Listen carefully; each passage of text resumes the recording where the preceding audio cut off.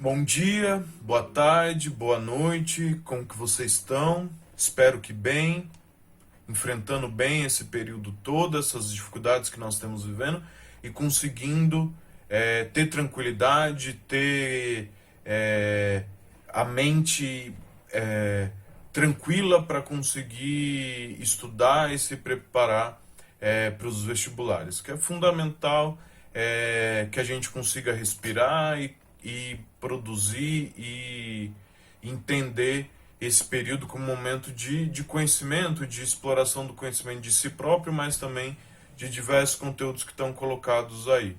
Essa é a segunda aula do mundo do trabalho, que nós vamos trabalhar sobre as divisões do trabalho, divisão sexual, divisão social e a divisão internacional do trabalho.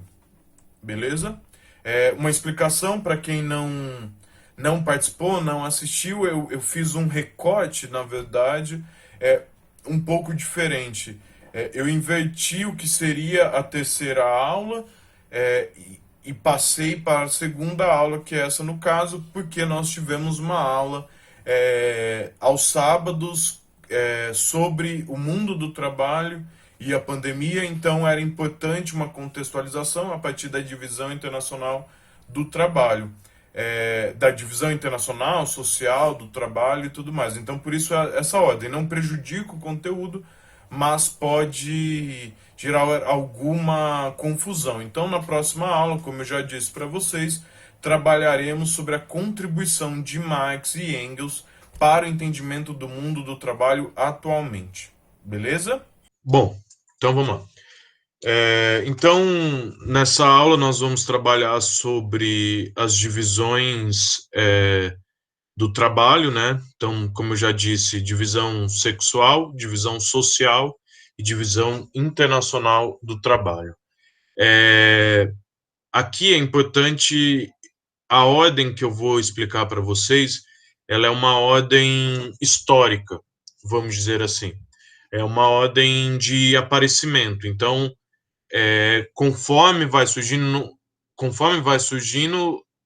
eu vou trabalhando. Então, primeiro veio a divisão sexual do trabalho, logo em seguida a divisão social do trabalho e muito depois a divisão internacional do trabalho.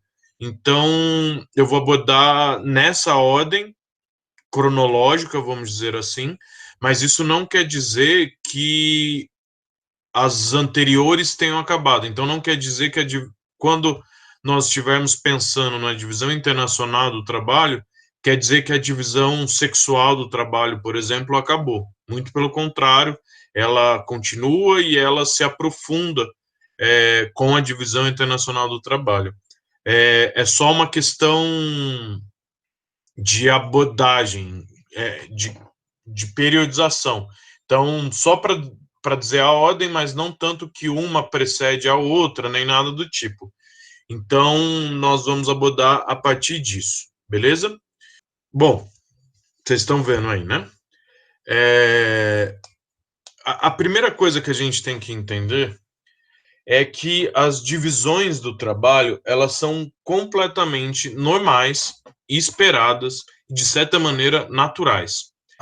A, a partir do desenvolvimento do próprio trabalho, a partir de que você começa a ter os processos de caça, de agricultura e depois da pecuária, você vai vir acompanhado disso com a divisão do trabalho.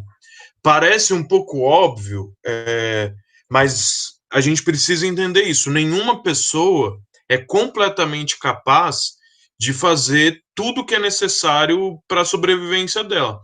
Nos nossos dias atuais, isso é mais óbvio, né? Porque nós somos dependentes de diversos trabalhos alheios, né?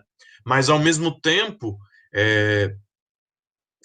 se a gente vai pensar numa vida mais primitiva, numa vida mais privada de recursos, então uma vida mais simples, entre aspas, nós vamos conseguir perceber que existe uma divisão. É possível que eu consiga sobreviver com poucas coisas e por isso eu preciso de uma menor divisão do trabalho. Mas sempre houve divisão do trabalho a partir do momento que você começa a desenvolver, principalmente, a agricultura. A partir do desenvolvimento da agricultura é que nós começamos um processo de parcelamento do trabalho. Então, cada pessoa se torna responsável por uma função básica. Então, como eu já disse, um fica responsável pela caça, um fica pela agricultura, um pelo cuidado doméstico, e aí depois vai tendo maiores divisões, né? Então, um fica especializado pelo plantio, o outro pela colheita, um pelo cuidado, enfim, da plantação, né? Enfim, você vai tendo um contínuo processo de parcelamento, de divisão do trabalho. E aí, como eu já disse, a gente vai analisar aqui 3 divisões do trabalho: a sexual, a social e a internacional, a divisão internacional do trabalho. É importante dizer um ponto antes de iniciar a explicação sobre a divisão sexual do trabalho. A divisão do trabalho, como eu disse, desde o processo de desenvolvimento da agricultura, de todo esse processo de desenvolvimento da própria humanidade, vai tendo essa divisão do trabalho. Acontece que ele vem sendo cada vez mais rápido, mais acelerado. Então, o trabalho vai se tornando cada vez mais parcelado, mais dividido. Isso é muito importante para a gente entender a sociedade de hoje. Quando você tem alguns trabalhadores que fazem funções muito pequenas, literalmente apertar uma porca, apertar um botão, e aquilo ali é o trabalho o dia inteiro repetindo a mesma coisa. Ou seja, você tem cada vez mais um aceleramento, uma aceleração, desculpa, do trabalho, né? E aí vale a pena também lembrar do Durkheim, né? Se vocês lembram lá da terceira aula que nós tivemos, o Durkheim vai colocar exatamente a importância da divisão do trabalho para criar a solidariedade, para criar os laços que unem a sociedade, mas também ele vai perceber que as sociedades atuais têm muito mais divisão do trabalho, as pessoas são muito mais dependentes do trabalho alheio do que nas sociedades primitivas. Então, a divisão do trabalho é esse processo que é contínuo e cada vez mais acelerado. Beleza? Então, passemos à divisão sexual do trabalho. Aqui é meio óbvio o que ela quer dizer, né? A divisão sexual do trabalho significa a divisão principalmente pelo sexo das pessoas. Então, homens e mulheres, ou melhor, né? Pessoas que possuem pênis e pessoas que possuem vagina. Então, a primeira divisão sexual do trabalho vai ser baseado completamente nessa. A primeira divisão do trabalho vai ser completamente baseado nessas ordens biológicas. E aí, como vocês podem imaginar, isso obedece um pouco da natureza. Não tem muito o que se fugir, num primeiro momento, de questões da biologia. Principalmente se a gente imagina, lá no início da humanidade, nos tempos muito primitivos, onde se vivia nas cavernas ou nas pequenas tribos, o cuidado das crianças e a preservação das mulheres grávidas era algo extremamente importante para a história para a continuidade dessas sociedades, né?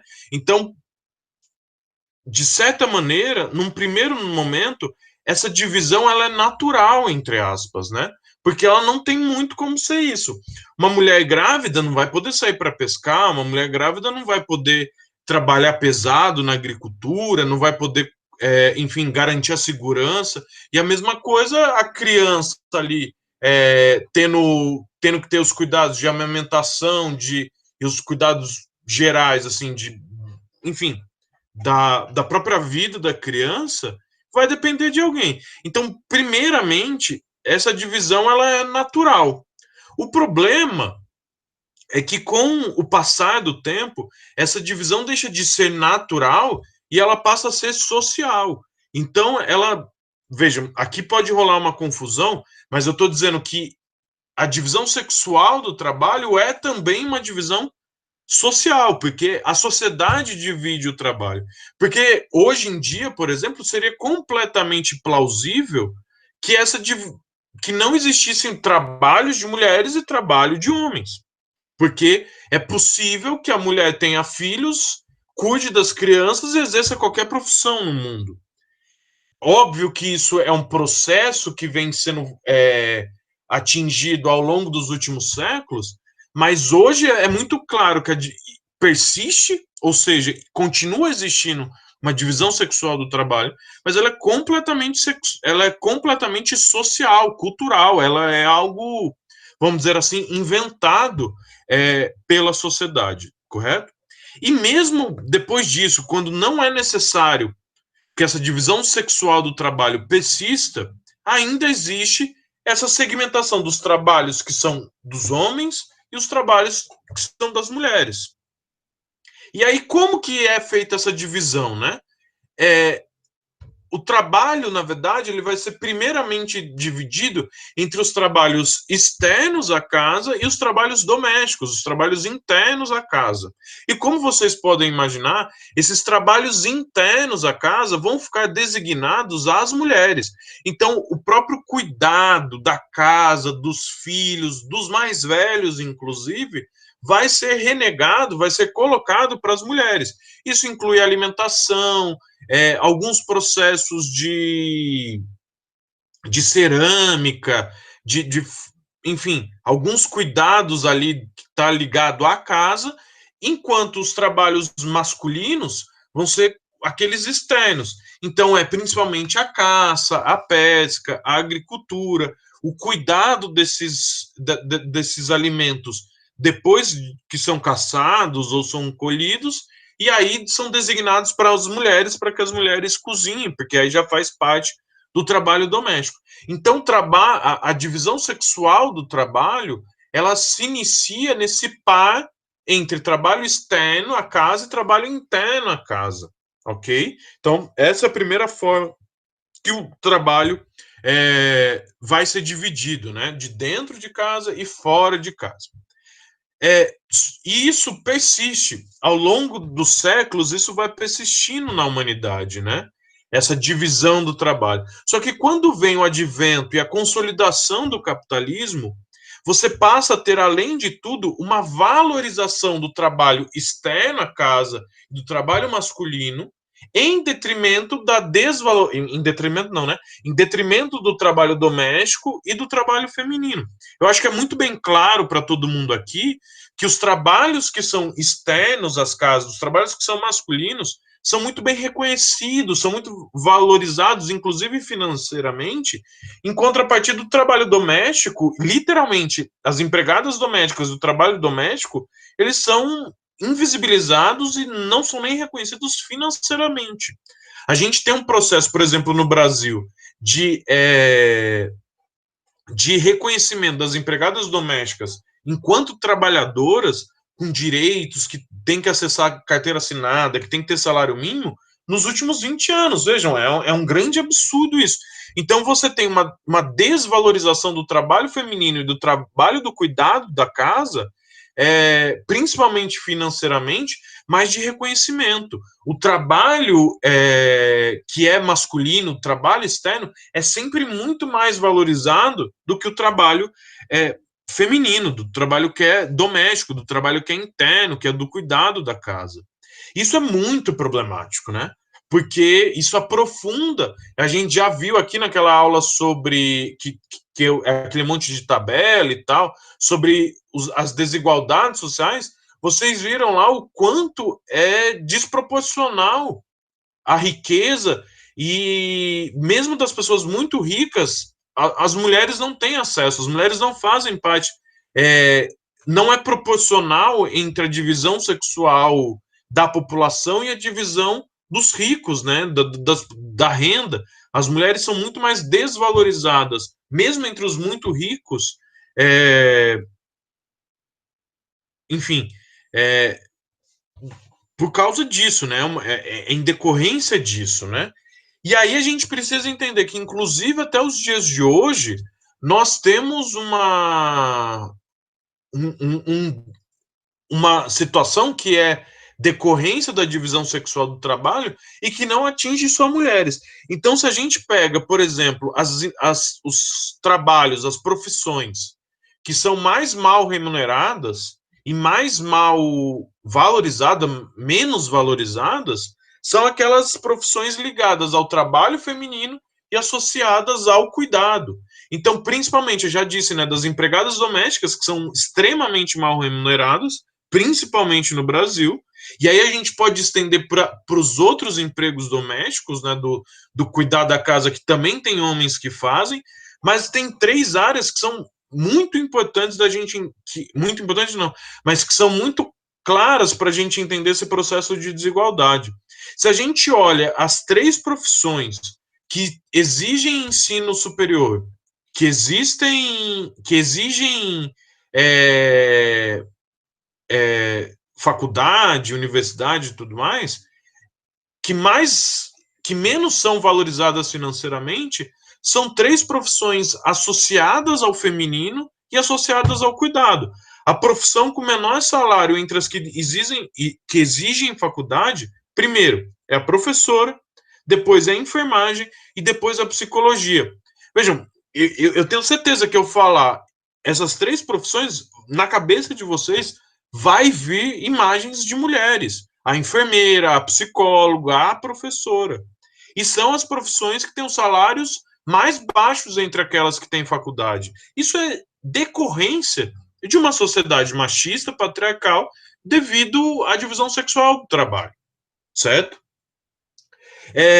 Então, como eu disse, né, isso é decorrência de questões biológicas barra naturais de milhares de anos atrás, que não precisavam continuar sendo dessa forma, mas a sociedade, e principalmente a elite dominante, que são homens e tudo mais, acaba se utilizando disso para continuar num processo de desigualdade. Agora, é importante dizer que isso sempre foi. Que isso é valorizado, isso é reproduzido, principalmente na sociedade capitalista. Tem esse livro que eu trouxe aqui para vocês, que se chama Caliban e a Bruxa. É da Silvia Federici, que é uma mulher italiana. Eu recomendo, ela é meio grandinho, mas eu recomendo bastante a leitura. É de uma leitura bem fácil, assim, não é difícil, dá para inclusive ler como um pouco de literatura, assim, não é um livro muito denso teoricamente, ainda que muito importante teoricamente. E aí ela vai falar, olha, é, essa desvalorização do feminino é principalmente associada ao capitalismo. Nas comunidades feudais europeias e as sociedades, inclusive latino-americanas, isso não é verdade. As sociedades africanas, mais ainda, né? Existiam várias sociedades africanas que eram matriarcais. Então, o patriarcado e a desvalorização do trabalho feminino é extremamente associada ao capitalismo, né? É uma marca do capitalismo essa sociedade patriarcal, beleza? E aí, a divisão social do trabalho. Vejam, e aí eu vou repetir um pouco na questão da agricultura, né? O trabalho passa a ser dividido principalmente a partir do desenvolvimento da agricultura. E aí, com o desenvolvimento da agricultura, por ela requerer muito trabalho, muito tempo, né, diversas jornadas de trabalho ali, no plantio, no cuidado das plantas e na colheita e depois no tratamento desses alimentos, você vai ter, então, um processo de parcelamento e de divisão desse trabalho, né?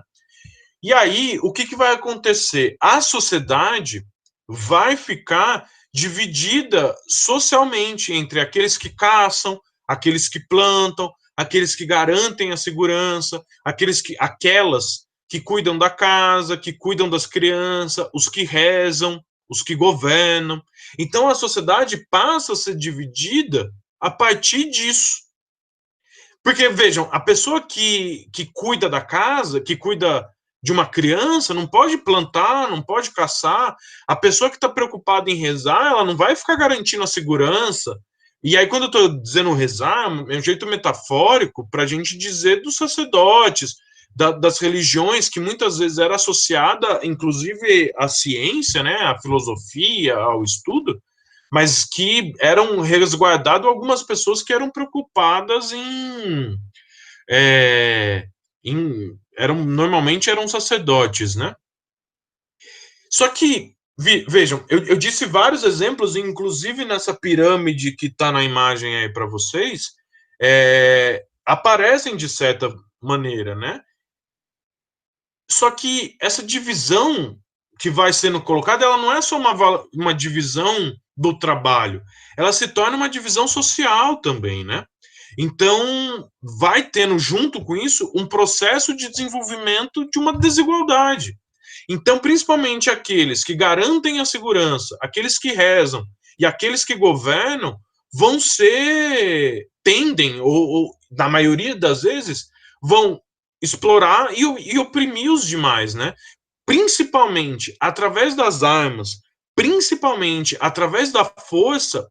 Normalmente aqueles que garantem a segurança, vamos chamar a partir de agora o exército, né, as forças armadas, normalmente são aqueles que governam também, né? Então, se a gente pensa em uma sociedade desigual, é de se imaginar que aqueles que garantem a segurança, que aqueles que governam, vão ter privilégios. E também aqueles que rezam, né? Porque vamos lembrar o seguinte: se você acredita que uma pessoa tem contato com as divindades, eu garantiria um pedacinho a mais da comida para aquele cidadão. Se ele pode me favorecer, eu vou garantir que essa pessoa fique melhor, né? Afinal, é ele que fala com Deus ou com os deuses, eu não teria grandes problemas aí de garantir isso. Ou seja, essa divisão do trabalho vai ser também uma divisão social, um desenvolvimento da desigualdade.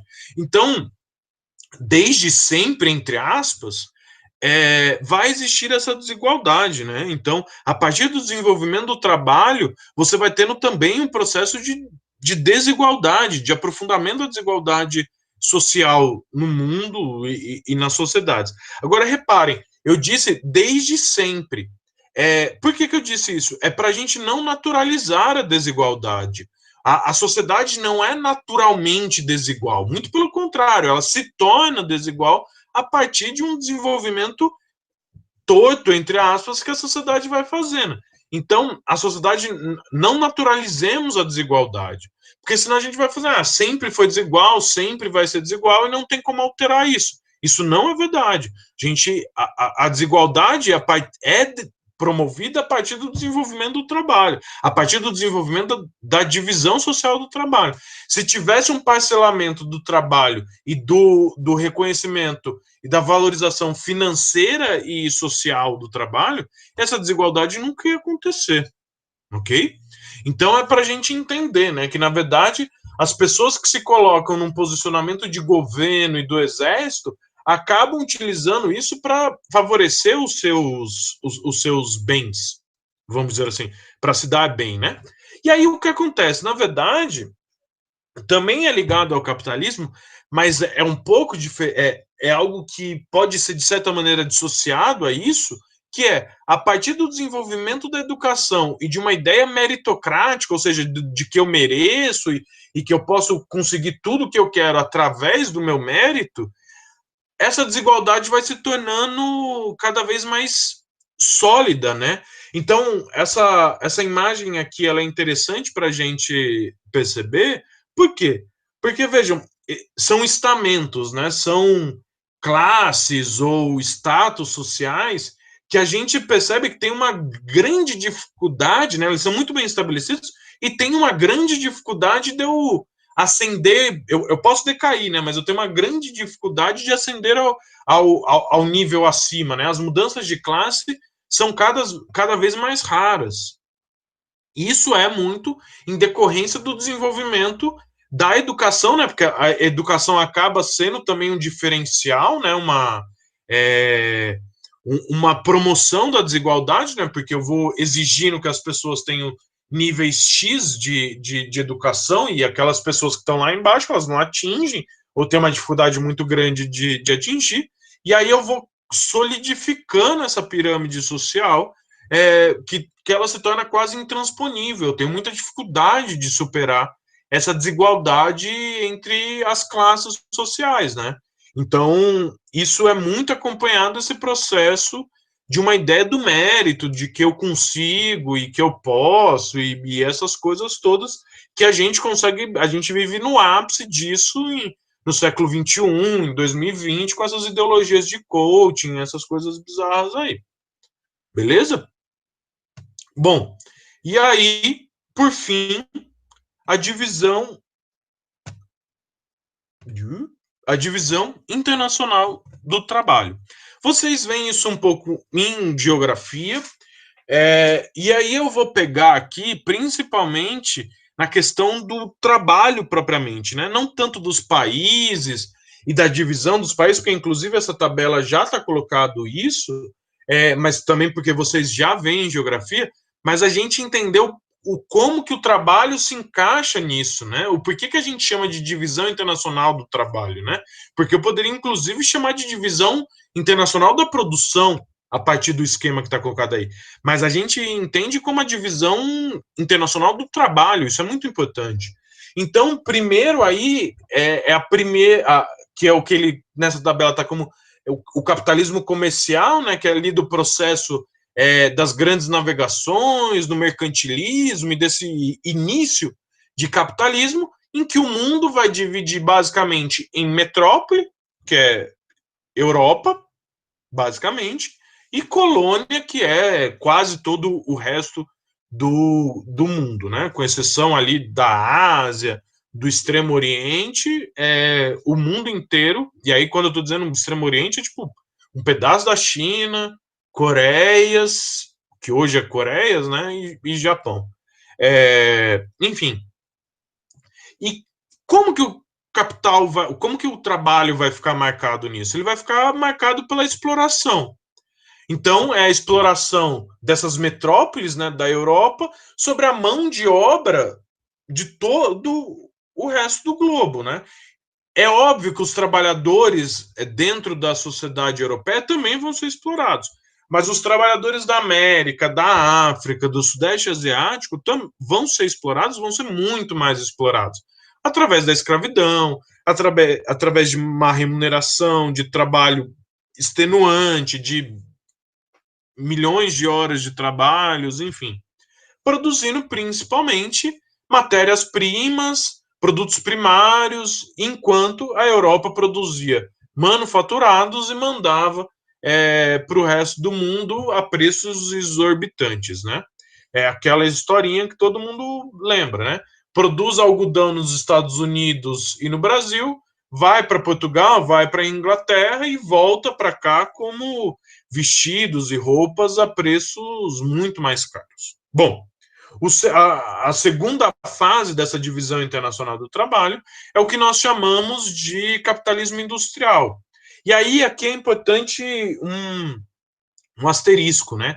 Ainda seguem existindo colônias, então na América, na África, seguem existindo colônias, principalmente no século XVIII e no século XIX, né? Mas a grande marca aqui é dos países subdesenvolvidos. Alguns países, como o Brasil, Estados Unidos, já se tornam independentes no início do século XVIII, XIX, mas a marca é de subdesenvolvimento. Os Estados Unidos vai superar isso muito rapidamente, mas o resto do mundo ainda, mesmo que os países que não são colônias, vão ser marcados pelo subdesenvolvimento. E, de outro lado, os países desenvolvidos. Principalmente no século XIX, início do século XX, quem vão ser esses países de desenvolvimento? Esses países desenvolvidos? Europa Ocidental, né, da Alemanha para cá, Estados Unidos e Japão. Basicamente, é isso. Junto, e aí você também, de novo, tem uma mudança, né?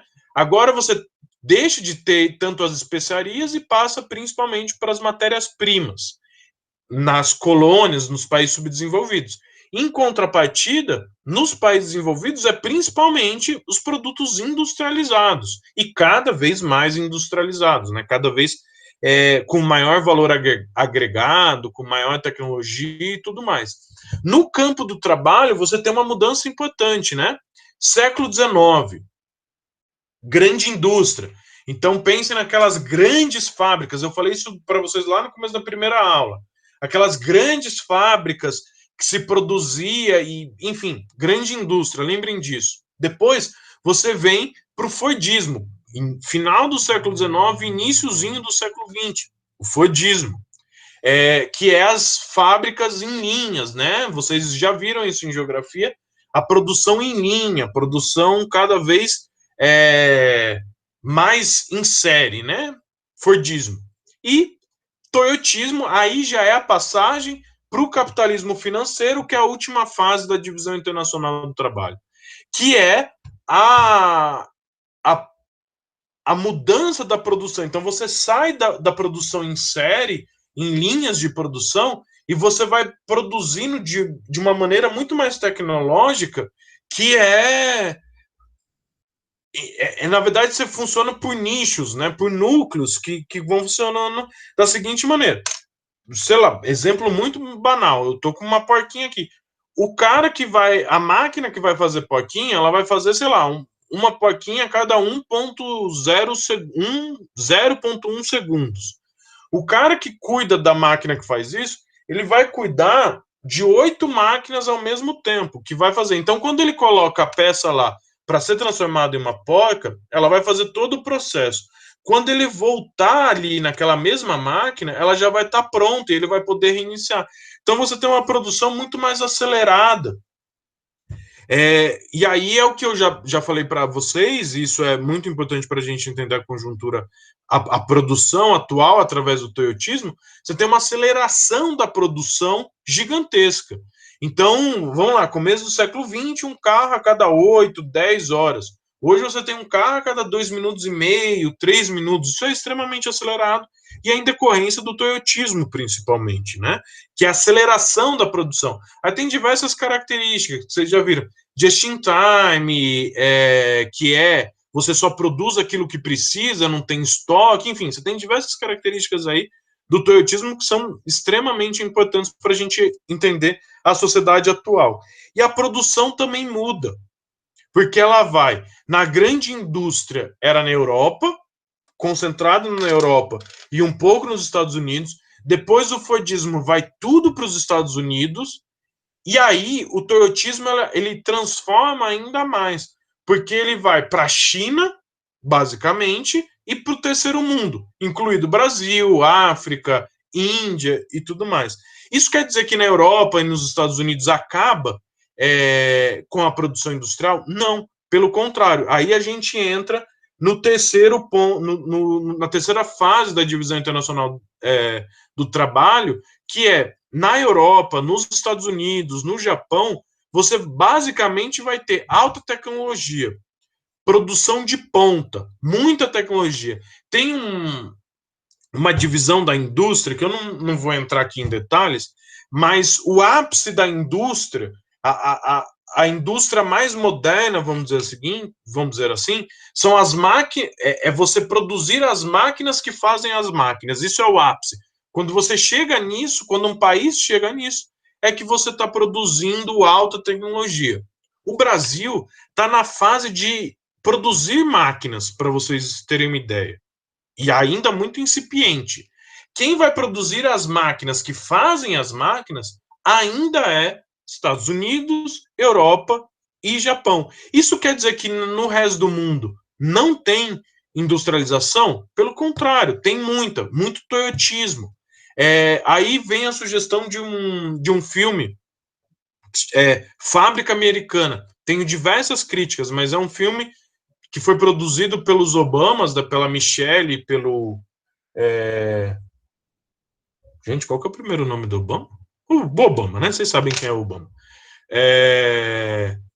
Enfim, e aí tem esse filme, tem diversas críticas, mas ele mostra um pouco desse processo de de divisão do trabalho entre China e Estados Unidos, com uma crítica pesada à produção chinesa, mas inclusive dá para entender um pouco do que é o toyotismo se a gente olhar a fábrica chinesa se instaurando ali. Bom, eu acho que é isso.